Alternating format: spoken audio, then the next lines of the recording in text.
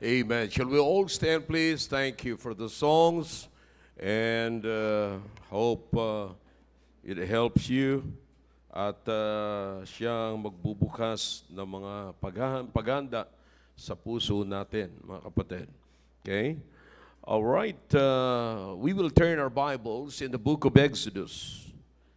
In the book of Exodus, chapter 4. Exodus chapter 4. And then we will begin reading from verse number 18. Verse number 18. Verse number 18 of the book of Exodus chapter 4. Okay? At hope you're ready for the preaching of the Word of God.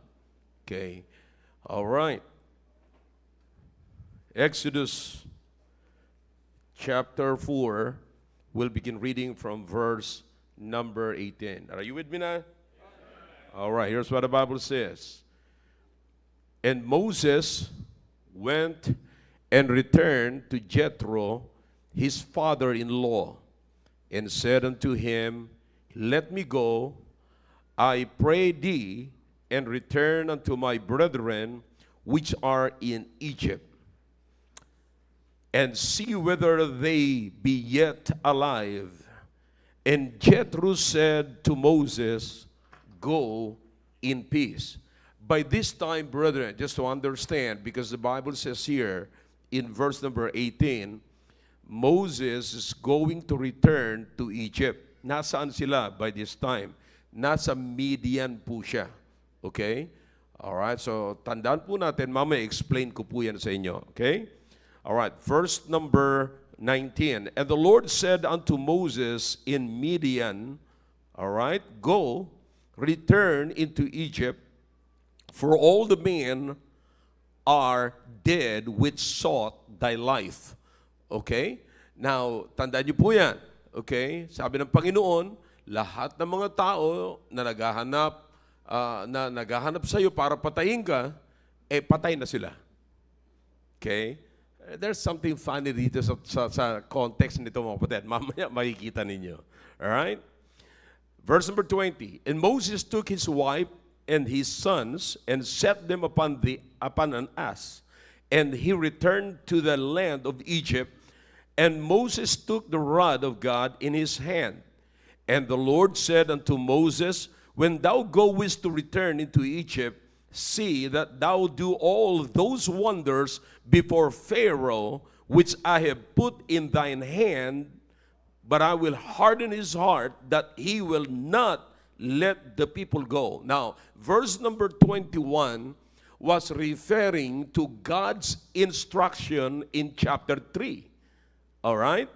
That is in verse number 21. Sabi niya, wag mo kakalimutan lahat ng inilagay kong instruction at, gagawin mo sa iyong kamay. All right? In other words, you already have the power to do it. All the wonders. Okay? Lahat ng yan, para malaman nyo in details, you go back to the book, to chapter 3 of the same book. Okay? You understand? Naunawaan nyo, mga kapatid? Alright. Kasi maganda ho nagbabasa tayo na nauunawaan na natin. Alright? Where are we now? Verse number 21. 22. And thou shalt say unto Pharaoh, Thus saith the Lord, Israel is my son, even my firstborn. Okay? 23. And I say unto thee, Let my son go, that he may serve me. And if thou refuse to let him go, behold, I will slay thy son, even thy firstborn. All right? Ito, mga kapatid, as you continue to read, itong ay nangyari. Okay? All right?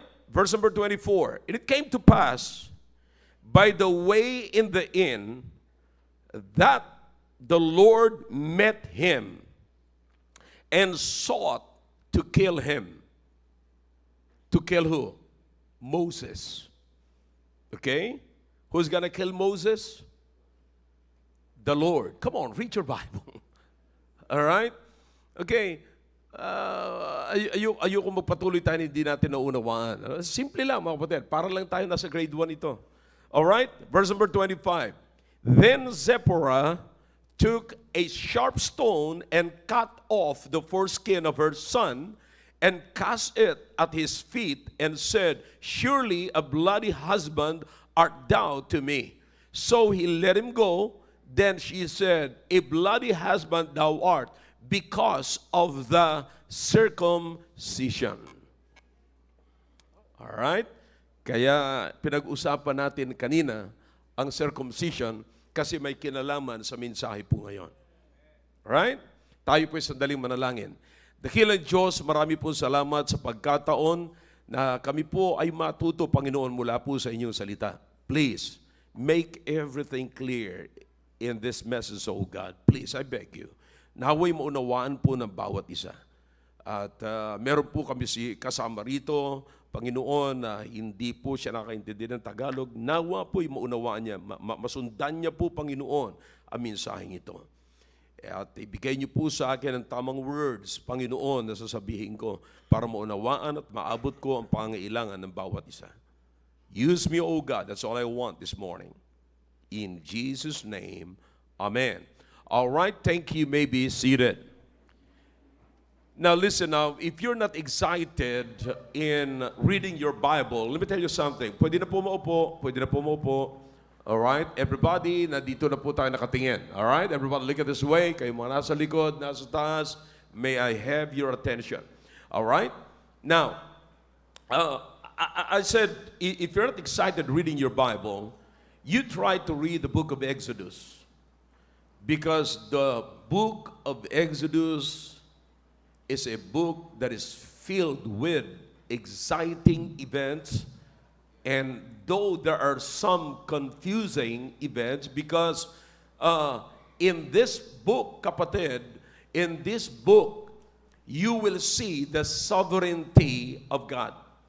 You know, if God exercises sovereignty, kapatid, there are many things that you cannot believe it. You cannot believe. You cannot accept. Hindi mo kayang tanggapin. Kasi ang tanong natin lagi, here's always the question when God exercises sovereignty. Why me? Why God can do it? How in the world God can do it? How in the world God will do it? You see, now listen to me now. We are serving a sovereign God. You cannot question the sovereignty of God. And God do not also question when He exercises sovereignty. He do not ask any people.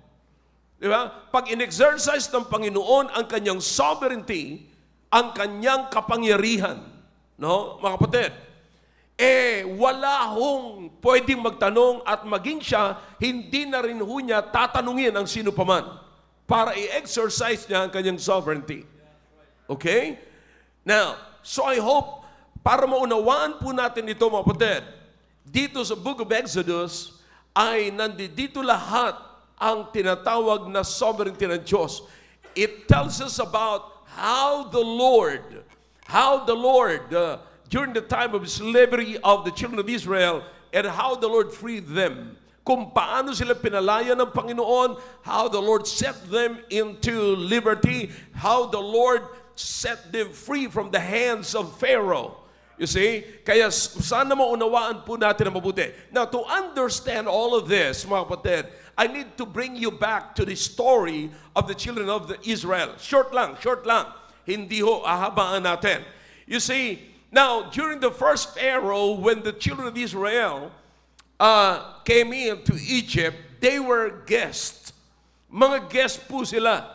And after the death of that Pharaoh, here comes another Pharaoh who knew not Joseph. You remember that? Hindi niya kilala si Joseph. And from being guests, the children of Israel became slaves. All right? I hope you're following me. And every day, mga kapatid, every day, ang children of Israel was being punished, tortured, taken advantage of the Egyptian government and the Egyptian people. Okay? So sila'y ginawang slave, sila'y pinagsasamantalan, sila'y inaap yung mamatid. And then the Bible says, God heard the groanings of the children of Israel. Okay? So napakinggan ng Diyos, at ang ginawa ngayon ng Diyos, because God heard the groanings of the children of Israel, God raised Moses to set them free from the hands of Pharaoh who knew not Joseph. Okay? So, but by that time, si Moses, mga kapatid, ay wala sa Egypt kasi tumakas siya kasi noong unang pagkakataon ay napatay niya yung isang Egyptian. At hindi siya naintindihan, mga kapatid, ng kanyang mga kababayan. Na nung sinasaway niya na yung nag-aaway ng mga kababayan niya, binintangan pa siya na sabi niya, ba't ka nakikialam sa amin? Bakit papatayin mo rin ba kami na katulad ng pagpatay mo sa Egyptian? Sabi ni Moses, delikado to. Makakarating ito kay Pharaoh at pag nakarating ito kay Pharaoh, papatayin nila ako. So ang ginawa ni Moses, tumakas siya at nakarating po siya ng Midian. Alright? And so, like what I've said, God heard the groanings of the children of Israel, and God raised Moses to set them free from the hands of Pharaoh. Okay? And so pagkatapos siya, but Moses was not in Egypt. So God found Moses in Midian. All right? And then, sabi ng Biblia, mga kapatid, God spoke to Moses.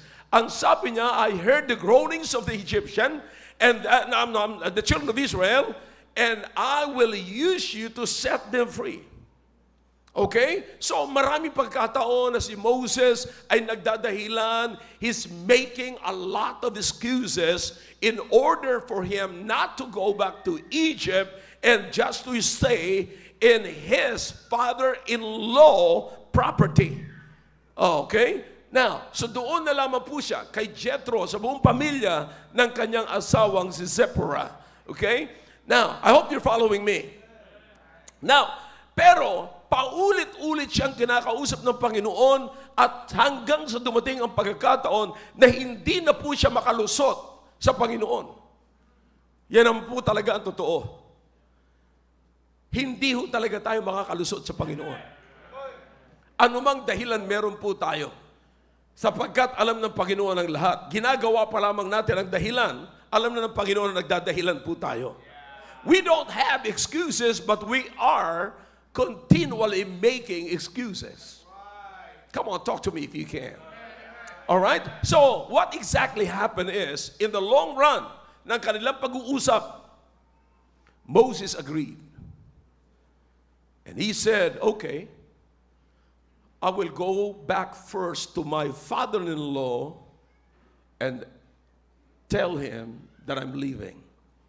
So ang ginawa niya, ni Moses, bumalik siya kay Jethro at nagpaalam siya at ang sabi niya, aalis po muna ako, kasama ko ang aking sambahayan, pamilya, aking asawa, at ang aking 2 anak. Okay? Ngayon, at pagka titignan ko sila kung ano na ang nangyayari sa buhay nila, kung sila'y buhay pa ba. Okay? Ito naman po si Jethro, his father-in-law, ay pumayag kaagad. Okay? At kinausap siya ng Panginoon. And then, habang siya po ay kinausap ng Panginoon, at nagkasundo na sila, alright, dalhin mo yung tungkod, gawin mo lahat. Sabi ng Panginoon, gawin mo lahat ang instruction ko sa iyo. Pagdating doon, kakausapin mo si Pharaoh, pero si Pharaoh hindi makikinig sa iyo, pero gawin mo ang sinabi ko sa iyo. Alright? So, si Moses ay naganda, kinuha yung as, sinakay yung kanyang 2 anak na lalaki at 2 anak na lalaki. And then, yung kanyang asawang si Zipporah.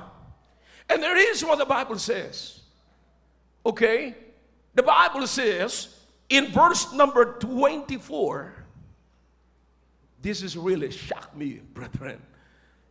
It came to pass, okay, after all, after preparing to live, actually, he already prepared everything. You see, may mga gamit. Just imagine, sa tagal ng usapan nila na ayaw ko, Panginoon, iba na lang, wala ako, mga excuses after that. And then, nag-agree siya, at nung nag-agree siya, hinanda niya na ang lahat. Alright, Sephora, walang tanong-tanong, aalis tayo. Dalawang anak, bihis kayo, sakay sa ass, and then aalis tayo. Lahat, handa na ang lahat. And the Bible says, and it came to pass, by the way, habang nandoon na po sila sa daan, mga kapatid, in the end, that the Lord met him. Okay? That the Lord met him. Minit sila ng Panginoon, and the Bible says, here's the shocking word, and the Lord sought to kill Moses. Pagkatapos ng lahat, akala ko na-dismiss na yung rason, mga excuses ni Moses. Sumang-ayon na si Moses. Pumayag na siya. At ngayon na sumusunod na si Moses, the Bible says, and the Lord sought to kill Moses. How in the world that the Lord is going to kill the person whom He called? Sabi ko sa inyo, mga kapatid, this is unbelievable, but listen, this is really the exercise of God's sovereign power. And when God exercises sovereignty, many times, we cannot believe it, we cannot understand it, and we sometimes rebel against it. May mga bagay na hindi tayo naiintindihan, kapatid. Pero maliwanag. Now, listen to me now. Don't turn to it. This is funny. In the book of Numbers, chapter 11, in verse number 15, Moses was so pressured. Grabe yung pagka-pressured niya. Grabe yung demand ng leadership. And then, the Bible says, is this the ministry? Kung ito ang ministry, kung ito ang trabaho ko, sabi ni Moses, kill me. In the book of Numbers, chapter 11, verse number 15, Moses said, God, kill me. In Exodus chapter 4, God is going to kill Moses.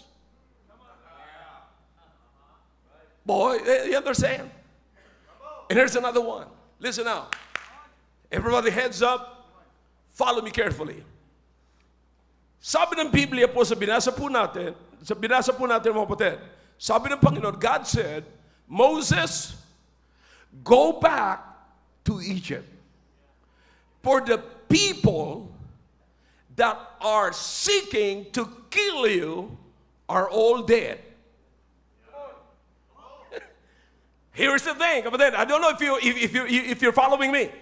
Sabi ng Panginoon sa kanya, Moses, balik ka na ng Egypt kasi yung mga taong hinahanap ka para patayin ka, ay patay na.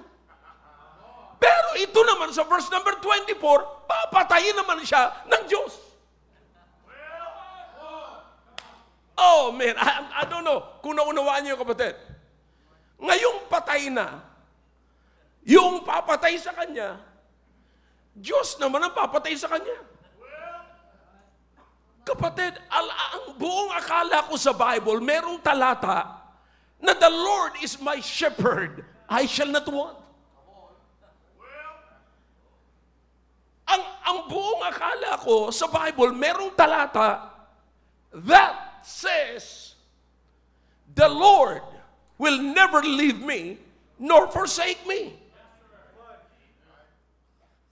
Ang buong akala ko, meron sa Bible na talata, kapatid, na sinasabi ni David, though I walk in the valley of the shadow of death, I will fear no evil. Why? Because the Lord is with me. There are many passages in the Bible that tells us that God is our protector and not our killer. Pero bakit dito sa talatang na ito, patay na yung papatay kay Moses, eto naman ang Diyos lumabas para patayin si Moses? Are you following me?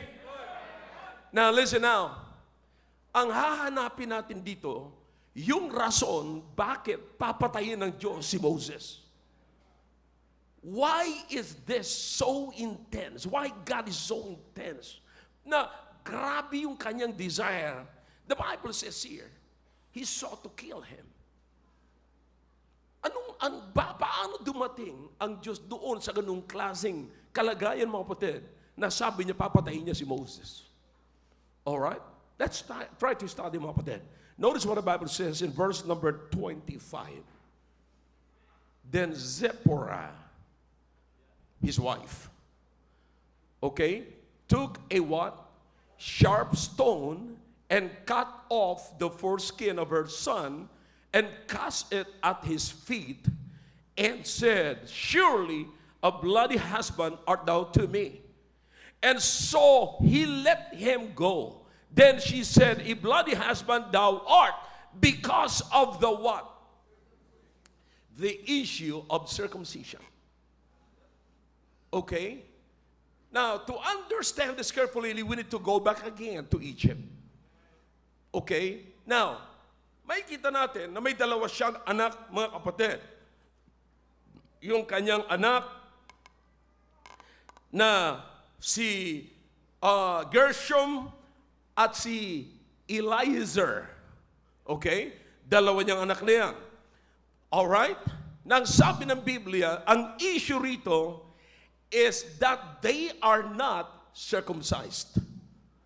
Okay? Now, listen, follow me carefully. Huwag kayong mawawala rito, mga kapatid.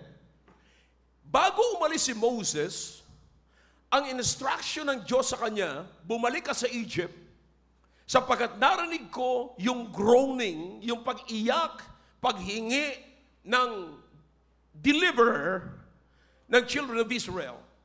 They need to be delivered from the hands of the cruelty of Pharaoh. Right? So, alam mo na. And then sabi niya, si Pharaoh, hindi siya maniniwala. Pero si Pharaoh, hindi siya maniniwala. Alright?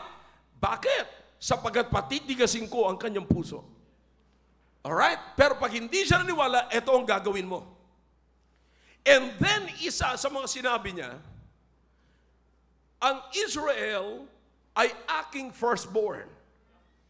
Sapagkat pinatay niya ang aking firstborn, papatayin ko rin ang lahat ng firstborn na hindi Hudyo. Alright? Nakuha niyo, mga kapatid? Ulitin ko, baka na-miss niyo. Sapagkat ang Israel ay aking firstborn, and then Pharaoh killed my firstborn, and is killing my firstborn, all right? So, what I'm going to do is, I will kill all the firstborn that are not Jews. All right? So, here's the problem. Eto na ngayon, pinaalis siya ngayon, natagpuan siya sa kalsada, ang sabi sa kanya, minit siya ng Panginoon, the Bible says, God sought to kill Moses. Why is that? Because here's the thing, kapatid, may dalawa siyang anak na uncircumcised. Para maging Hudyo, ang kanyang mga anak, tandaan po natin, ang isang tao, dapat ang kanyang nanay ay isang Hudyo. Okay? At ang kanyang tatay ay Hudyo. At kinakailangan siya ay circumcised. Alright? Now listen, Moses was a Jew.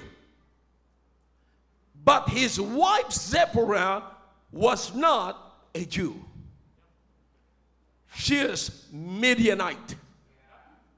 Okay? So therefore, she don't have a Jewish blood. At sapagkat nanganak siya ng dalawa, therefore, hindi sila full-blooded Jew.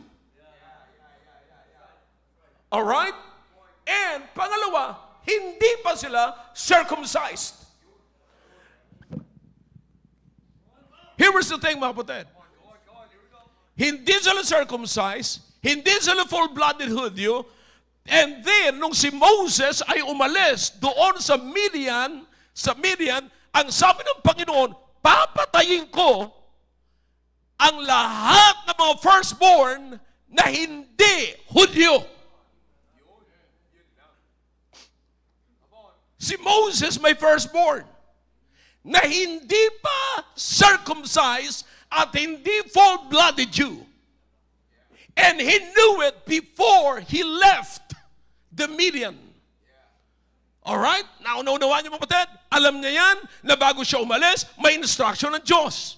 Now, yan ho ang isang bagay na nagpaalsa ng dugo ng Diyos at nagalit siya kay Moses para ang Diyos ay mag-come up siya sa isang decision na papatayin ko si Moses. Bakit? Alright? Another thing that you should understand, mga kapatid. You go back to the law, ang isa sa mga dahilan na pagka-displeased ng Panginoon pagka pinabayaan mo ang mga bata. Nadidisplease ang Panginoon dyan. Nawawalan, nagagalit ang Panginoon. Gusto mong galitin ng Panginoon, apusihin mo ang mga bata. Naalala mo ang Panginoon sa Kristo nung hinarap niya ang mga bata sa kanyang mga disciples, na sabi ng Panginoon, maliban na lamang maging katulad kayo ng ganito, hindi kayo makakapasok sa kaharian ng Diyos. Meron ba ganyan sa Bible nyo? Tinaas niya yung bata. Ginawa niya example. Bakit? Yung mga bata ay malapit yan sa Diyos. Alright? Close yan sa Diyos. And so si Moses, bago siya umalis ng Midian, kapatid, may alam na siya na ang napapatay na Diyos ang mga firstborn. No wonder kung bakit may dalawa siyang sons, pero ang sabi ng Biblia rito, si Zipporah ay kanyang sinircumcise his or her son, singular. Bakit? Sinircumcise niya lamang yung firstborn. Hope na nasundan yung mga kapatid. Here is the problem now. Paano si Moses magpapatuloy, kapatid, na babalik sa Egypt para kausapin si Pharaoh at alam niyang hindi makikinig si Pharaoh at pag hindi nakinig si Pharaoh, papatayin ni Pharaoh ang mga firstborn o papatayin ni Pharaoh ang mga Israelites. Okay? Papatayin niya, paparusahan niya, pinapatay niya actually. You see? So sa galit ng Panginoon, sabi ng Panginoon, papatayin ko yan ang lahat ng mga firstborn na hindi Hudyo. In the first place, hindi pa Hudyo ang kanyang firstborn ni Moses.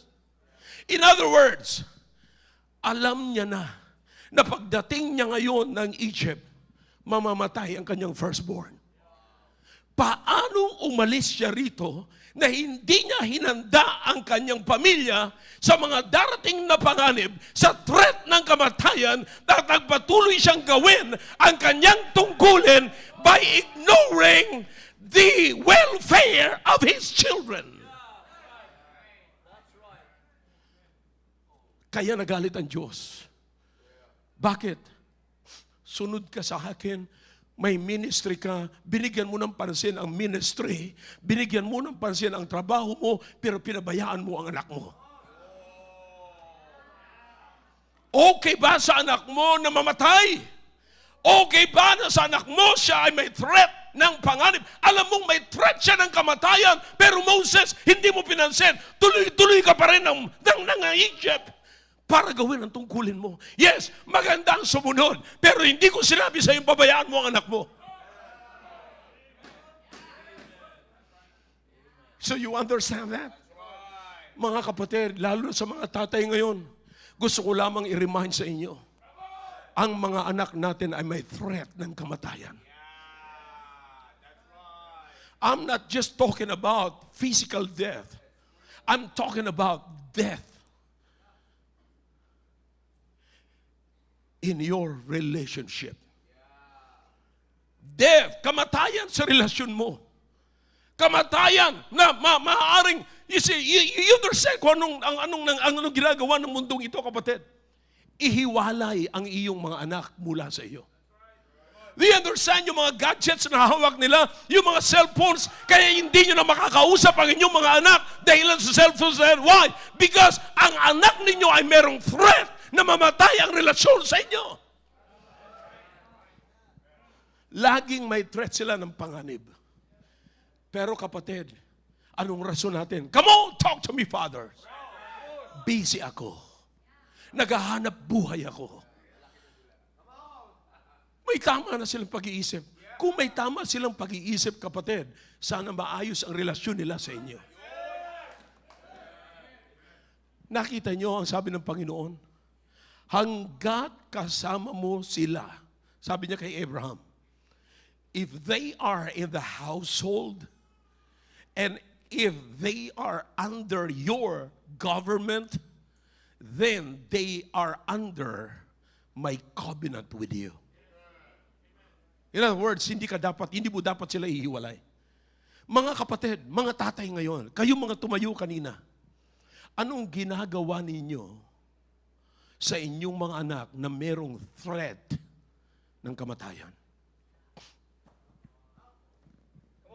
Yes, it might be a physical death also. They are in danger. Nahaharap sila, mga kapatid, sa isang dangerous na mundo na ito. Na mapanganib, kapatid. Na hindi mo, may katuturo mo lamang dito, makikita mo mamaya iba na ginagawa. Moses, the Bible says, God sought to kill him. Why? Because of his failure to what? Circumcise him. Yeah, God has a promise for them. May pangako ang Diyos sa kanila, but if they fail to be circumcised, they will never enjoy the promise of God. In fact, back in the book of Joshua chapter 5, na tinuro ko sa inyo Sunday school, you see, makita niyo po yung intense desire ng Panginoon at command ng Panginoon kay Joshua, may mga tao pa dyan na pinanganak sa wilderness, kinakailang i-circumcise mo yan sapagkat hindi sila makakapasok doon sa promised land na hindi sila circumcised. In other words, they cannot enjoy the blessings of God unless they were identified as the children of God. Am I clear to you? I hope you're following me, kapatid. Sanang makita natin dito yung tungkulin natin, mga tatay. Yes, kailangan kang magtrabaho. Pero kapatid, ang unang tungkulin mo ay hindi yung pakainin ng inyong mga bata ng physical, kundi masustentuhan mo sila spiritual. Hindi naman ibig sabihin gugutumin mo ang anak mo. No. Unahin mo ang Panginoon para sa kanila. Unahin nilang makilala ang Panginoon.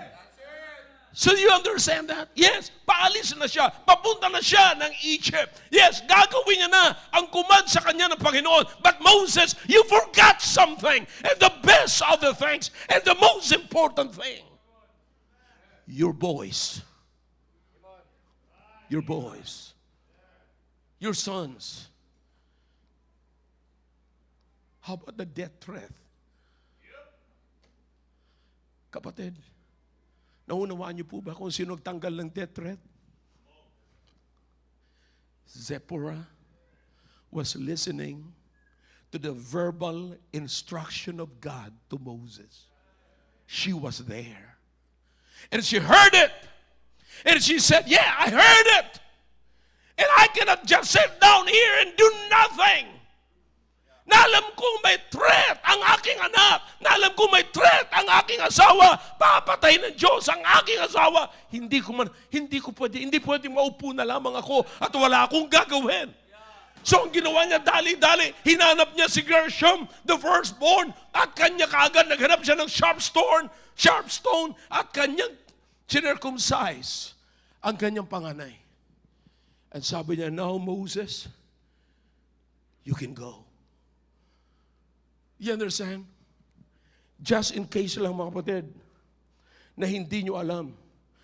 Alam nyo ba, do you know that Moses has been saved in all his life by the women? You remember that? Si Moses po ay naligtas ng buong buhay. Sa buong buhay niya, alam niyo kung sino ang nag-deliver sa kanya? Alam niyo kung sino ang nag-save sa kanya? Babae. Here we can see mga kapatid, it was Zipporah, his wife. Can you remember that? Zipporah, his wife. Zipporah saved his life. Jochebed, his mother, saved his life. Do you understand that it was also Bethea, the daughter of Pharaoh, who pulled him out from the water? Woman. And it was Miriam, his sister, who volunteered and endorsed her mother to nurture her own son. Puro mga babae, mga kapatid. Do you understand, ladies, kung ano ang magagawa ninyo sa ganitong klaseng dilema? You can save somebody. Bless God for the mothers. Bless God for the ladies. Bless God for the women who believe that God can use them. Sabi ni Zipporah, hindi po pwede maupo na lamang ako na alam kong papatayin ng Diyos ang aking asawa. Hindi po pwede na pabayaan ko na lamang ang aking asawa na tumuloy. At bago man siya makarating doon, ay papatayin siya ng Diyos para hindi mamatay yung aking panganay. Do you understand kung sino ang mga nasa bingit ng kamatayan na naligtas dahilan sa isang babae? Understand carefully, brethren. Ladies, your influence is very important. Your influence to your children is very important. Your influence to your husband is very important. Your influence to your sisters and brothers is very important. Now listen, don't miss this. Leadership is not headship. Leadership is influence. Here, nakita nyo, Zipporah influenced her husband. Zipporah influenced her son. Saan naligtas? Anong klaseng buhay meron si Moses ngayon? Anong klaseng buhay meron yung kanyang anak? Bakit? Because of the influence of the woman. Naway maunawaan natin, mga kapatid, na hindi pangunguna. Kapag pinag-usapan kasi yung leadership, ang nasa isip natin, position. No, it's not about position, but it's all about passion. Leadership is more on passion rather than position. You can influence others without being positioned. Naghihintay tayo. Wala naman kasi ako kasi hindi naman kasi ako ang inatasan Hindi naman, position ang hanap mo. Pero ang tanong ko ngayon, meron ka bang passion? Meron ka bang damdamin? Meron ka bang nararamdaman sa iyong anak? Meron ka bang pagmamahal sa iyong asawa? Pagmamahal sa iyong kapwa? Naway makita natin dito, mga kapatid, na ang isang babae ay may malaking magagawa sa loob ng pamilya. Hindi mo na kinakailangan pang maghintay ng command. Nakita niyo si Zipporah, mga kapatid? Nung nakita niya, nakikinig siya sa pinag-uusapan ng Diyos at saka ni Moses, hindi na siya naghintay ng women's lib. Hindi na siya naghintay ng women's organization o sino pa mang na sino pa mang magkukomment sa kanya o magsasabing, o binibigyan kita ng karapatan. No, hindi na siya naghanap ng karapatan. Nakita niya ang panganib sa kanyang pamilya, kaya tinugon niya ang panawagan ng panganib.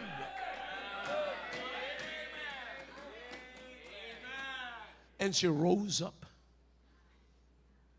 and found a sharp stone and cut the flesh of his son, firstborn son.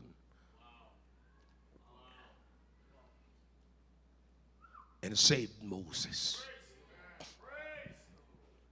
I don't know about you this morning.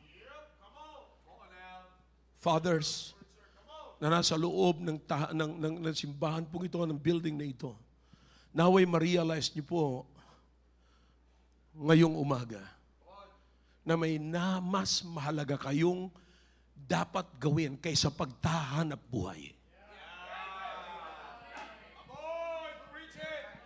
Wag na wag kayo, follow me carefully, wag na wag kayong pupunta sa isang side para maghanap buhay na may iiwanan kayong patay.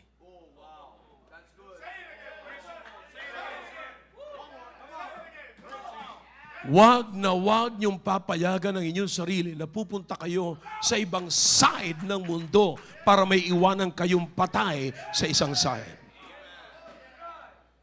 Pwede parehas mabuhay, kaya ka nga naghahanap buhay. Wag mong pahintulutan na iyong anak ay mamatay. Wag mong pahintulutan na iyong asawa ay mamatay. Wag mong pahintulutan na iyong buong pamilya ay mawala sa iyo. Oh God, help us this morning. God knows my intention this morning. Fathers, you need to wake up. You better be thankful to God that there are women who are willing to sacrifice themselves for the sake of the family. God bless you, women. God bless you. God bless your heart. Yeah. Ilan sa mga kababaihan dito, mga kapatid, na kailangan ninyong magkaroon ng puso na hindi nyo pwedeng pabayaan. Huwag nyong i-build ang sarili nyo at sanayin ang sarili nyo na nagkikimkim kayo ng hatred. That you cannot fulfill your assignment from God because you're keeping hatred in your heart. Be like Zipporah when she heard what's going to happen when she heard the death threat to his husband. Hindi po siya nanatiling nakaupo. He acted by his own volition. He volunteered. She volunteered. At ang sabi niya, no, I cannot allow this to happen. I've got to do something. Kailangan may gagawin ako, hindi po pwedeng mangyari ito. Mawawalan ako ng asawa. I don't know about you. Kung gaano kayo kalungkot pag nawalan ng asawa. You understand what I'm saying? Ngayon pa lamang ay gumawa na kayo ng dapat yung gagawin sapagkat lagi po tayong may death threat. Death of relationship.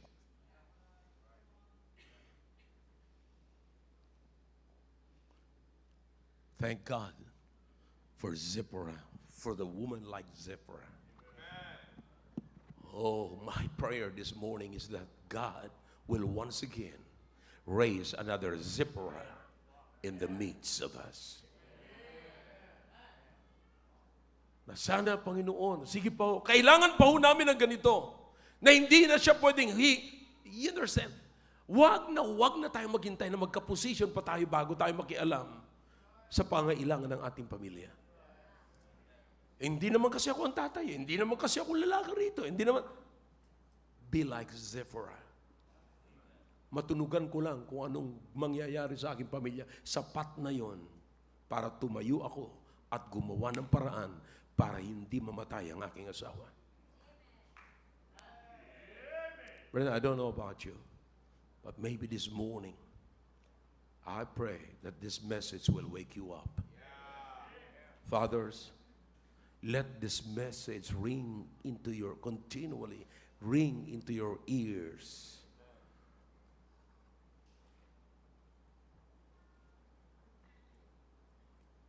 And make a move. Make a move. Nasabihin mong yes. Accept the fact that maybe you're missing something. Hindi man tayo perpekto. Huwag kayong matakot sa kantyaw. Aminin nyo na may nakakalimutan tayo minsan. Aminin nyo na may nanineglect tayo. Aminin ninyo na meron tayong hindi napapansin sa ating pamilya. Yes! Pag sinabi ng miss natin, Daddy, you forgot something. And I say, let me know, what is that? It's a death threat. Minsan nagagalit po tayo sapagkat ang alam natin pinangungunahan na tayo. We're not talking about headship here. We're talking about influence. We're talking about leadership. Let the woman speak.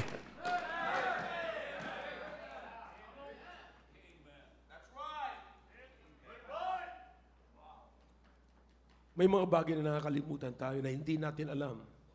Makakasira sa position natin, makakasira sa pamilya natin, makakasira sa reputation natin. And thank God for the women that stands to remind us.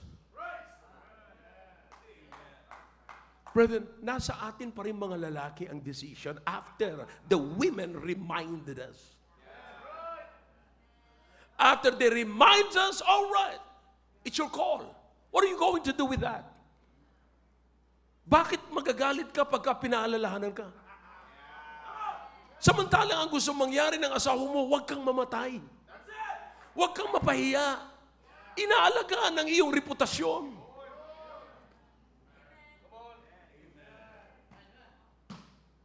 This morning, husbands, I want you to be thankful to your wives. I want you to be thankful to the women that keeps reminding you. Bakit? Tinakas ka sa kamatayan. Nakaabang sa iyo. Thank God for women. Will you do it? I said, men, will you do it? Will you be thankful to the women that saves your life, saves your reputation, saves your family? For the women that save your family, they are great people. Naway ma-realize natin ito ngayon. Hindi pinag-uusapan dito ang headship. Pinag-uusapan dito ang leadership as influence.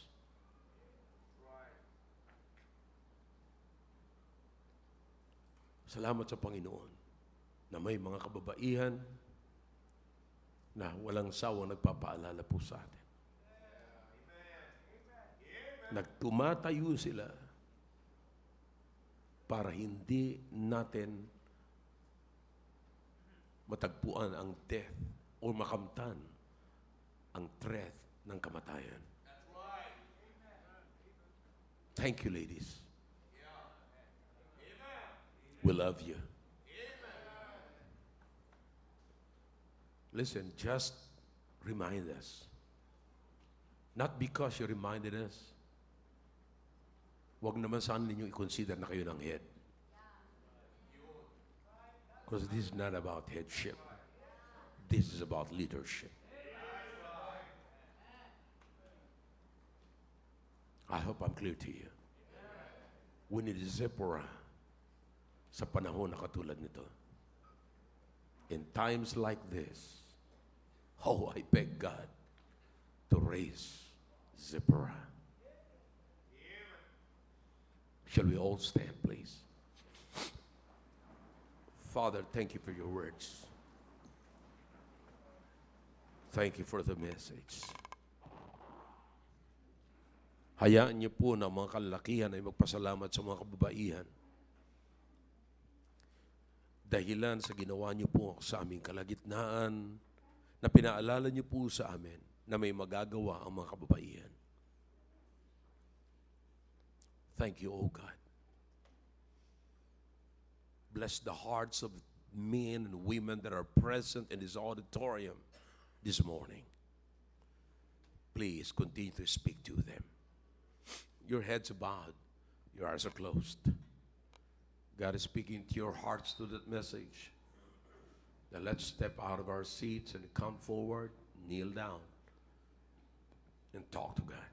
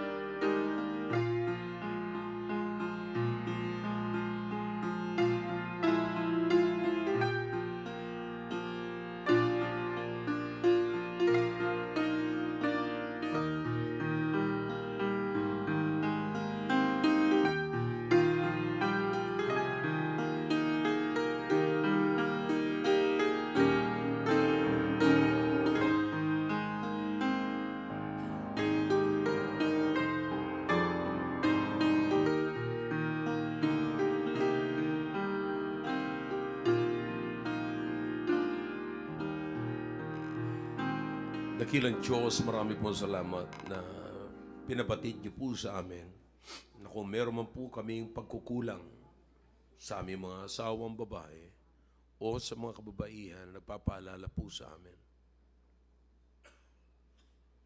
Ito po ang tamang panahon para pasalamatan po namin sila. Naway tanggapin po namin ng buong puso that we really need to be reminded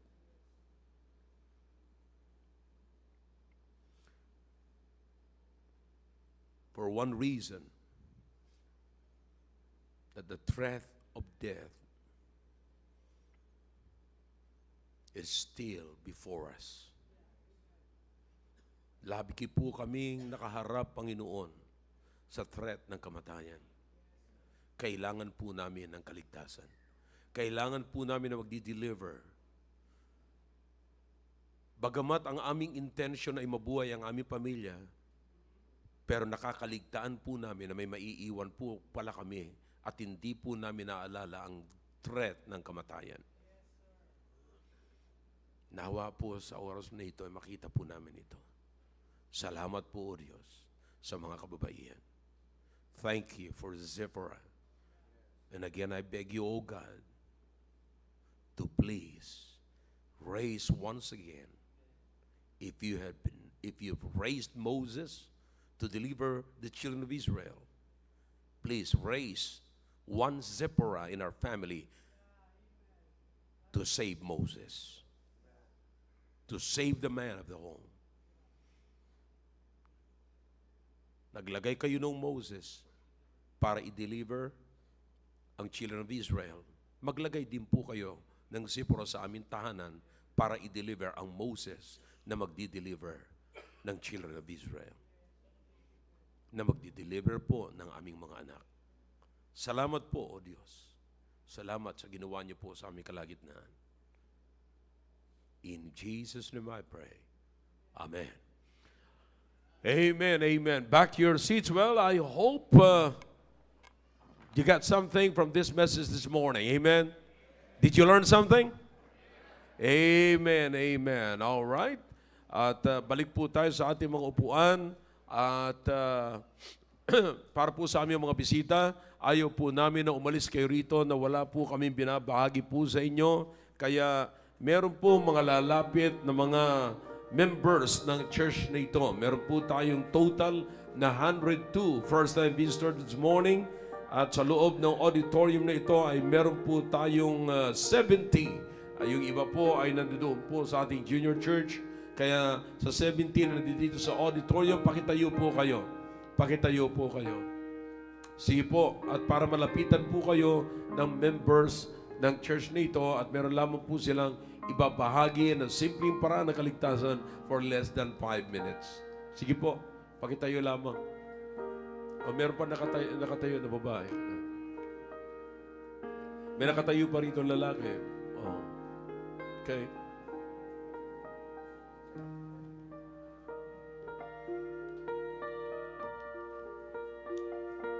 May mga nakatayo pa ho sa likod. Meron bang pwedeng mag-ano sa kanila? Yeah.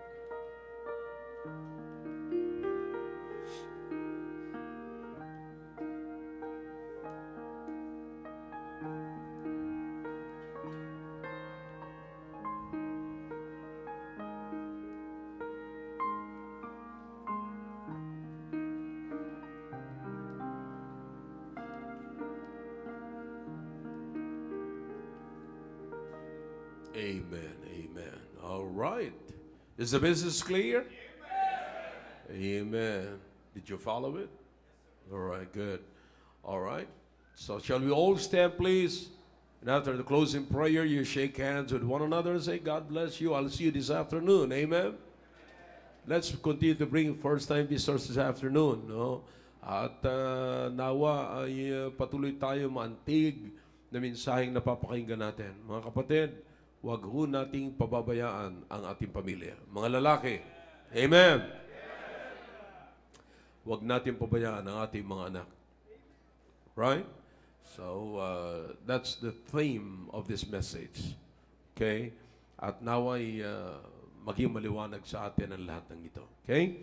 Alright, tayo po'y magwakas sa panalangin. Dakilang Diyos, marami po salamat sa napakinggan po namin mensahe. Kayo po ang nakakaalam ng aming mga puso kung paano po namin winelcome ang mensaheng ito at kung paano po namin tinanggap ito na mayroong kagalakan. O Diyos, pagpalain niyo po ito na patuloy na mag-work sa aming puso, sa aming mga isipan.